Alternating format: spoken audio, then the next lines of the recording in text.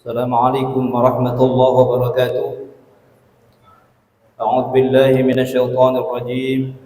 Bismillahirrahmanirrahim. Alhamdulillahi rabbil alamin. Wassalatu wassalamu ala asrafil mursalin wa ala alihi wa sahbihi ajma'in. Amma ba'd. Jamaah salat Isya dan salat sunnah tarawih yang dirahmati Allah. Suatu ketika Malaikat Jibril berkesan pada Rasulullah sallallahu alaihi wasallam dalam hadis qudsinya, "Aish ma syi'ta fa innaka mayyitun." Kata Malaikat Jibril, silahkan kalian hidup semau kalian. Di Ramadan mau meninggalkan puasa silahkan, meninggalkan sholat silahkan, bahkan melakukan yang buruk-buruk silahkan. Fa innaka mayyitun. Tetapi ingatlah suatu ketika kalian akan menghadapi kematian. Kemudian yang kedua, wahbib ma syi'ta fa innaka mufarriqun. Silahkan kalian cintai apa yang ada di dunia ini, harta kalian, istri kalian, anak-anak kalian, apapun yang menjadi hiasan dunia. Tapi ingat, suatu saat akan berpisah kepada kalian. Yang terakhir, wa'mal ma syi'ta fa innaka majziyun bih. Dan silahkan kalian berbuat sesuatu sekecil apapun yang kalian perbuat, pasti akan ada balasannya. Jamaah sekalian,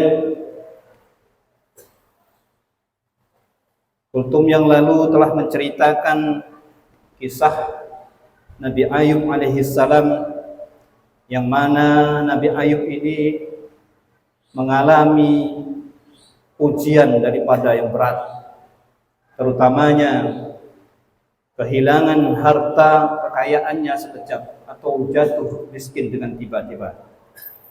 Yang kedua, anak-anaknya meninggal dunia. Terus yang terakhir, diuji sakit yang berkepanjangan, hampir kalau gak salah 18 tahun lamanya. Dari kisah tersebut kita tahu bahwa penyakit menjadi ujian dari Allah Subhanahu wa taala. Kadang-kadang sakit kerap kali mendatangkan hikmah dan mengajarkan kepada kita untuk mensyukuri nikmat yang diberikan kepada kita. Kesehatan, kemudian kita beraktivitas dan beribadah dengan lancar dan tidak masalah dengan makanan dan minuman serta yang lainnya. Sakit juga dapat menjadi penggugur dosa, sebagaimana hadis riwayat Bukhari dan Muslim, "Ma min muslimin yusibuhu adam min maradin fama siwa illa khattallahu bihi sayyi'atihi kama takhuttu." Tidaklah seorang muslim tertimpa suatu musibah atau penyakit dan sejenisnya, melainkan Allah menggugurkan bersamanya dosa-dosanya, seperti pohon yang menggugurkan daun-daunnya. Hadis riwayat Bukhari dan Muslim. Ketika sakit, selain membaca doa daripada Nabi Ayub, ada beberapa amalan yang bisa kita lakukan saat sedang sakit, seperti yang dilakukan oleh Nabi Ayub alaihi salam. Yang pertama, selalu berprasangka baik kepada Allah, husnuzon kepada Allah.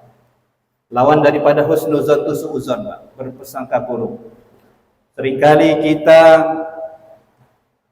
keluar dari apa yang diinginkan Allah, selalu menghukumi, bahkan menyangka bahwa ketika yang kita terima tidak sesuai dengan apa yang menjadi kehendak kita, kita mengungkiri bahwa Allah tidak adil terhadap kita.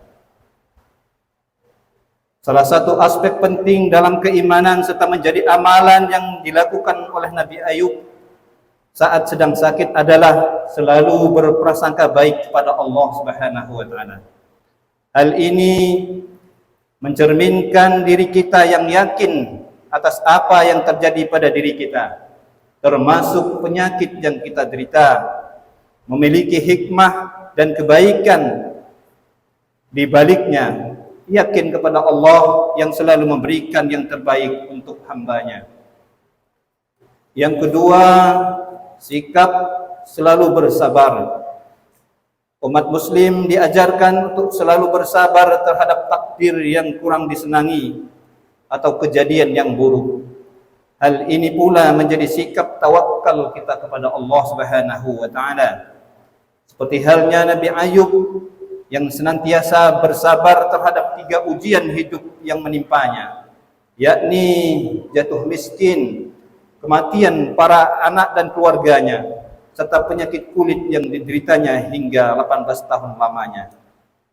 Nabi Ayub alaihi salam selalu bersabar dengan kondisinya dan tidak pernah mengeluh kepadanya, pada Allah Subhanahu wa taala. Bahkan Nabi Ayub pun selalu menimbang bahwa lamanya sehat dan diberi nikmat oleh Allah lebih banyak ketimbang sakit yang dideritanya selama 18 tahun. Ini juga menjadi pelajaran bagi kita semua, bahwa yang sakit atau sakit yang kita derita lebih banyak atau lebih sedikit daripada sehat yang Allah berikan kepada kita semua. Tentunya kita harus bersyukur kepada Allah. Yang ketiga, selalu memposisikan diri antara rasa takut dan harap.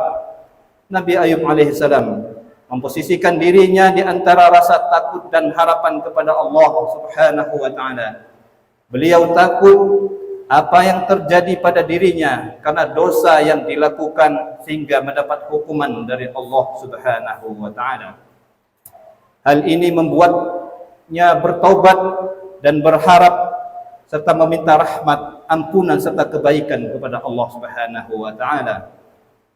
Dengan mengingat dosa-dosa kita yang lalu dengan rasa takut, namun tetap memelihara harapan akan rahmat Allah Subhanahu wa taala, merupakan cara untuk menjaga hati yang rendah diri dan tunduk kepada Allah Subhanahu wa taala.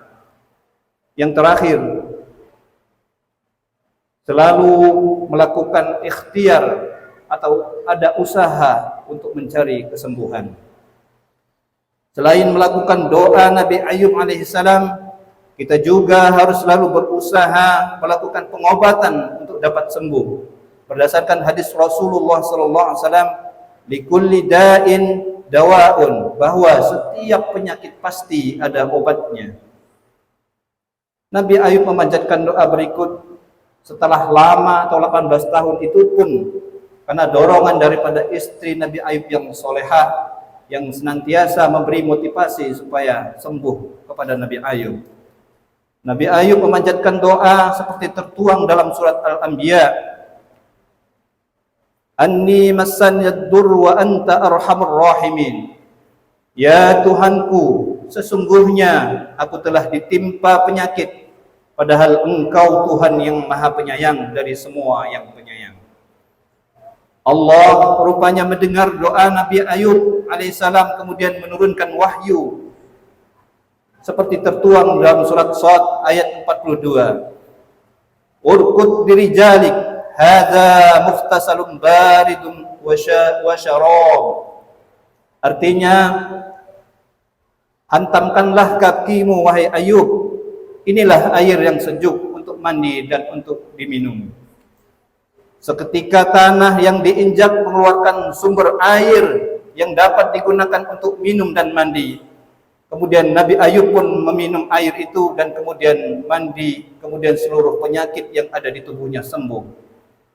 Allah juga mengembalikan seluruh harta dan keluarganya yang sempat hilang. Bahkan Allah melipat gandakan harta dan keturunannya. Setelah itu kembali hidup bahagia bersama keluarga dan istrinya.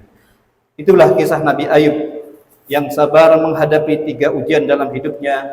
Semoga kisah ini menjadi tauladan bagi kita semua. Billahi taufiq wal hidayah. Wassalamualaikum warahmatullahi wabarakatuh.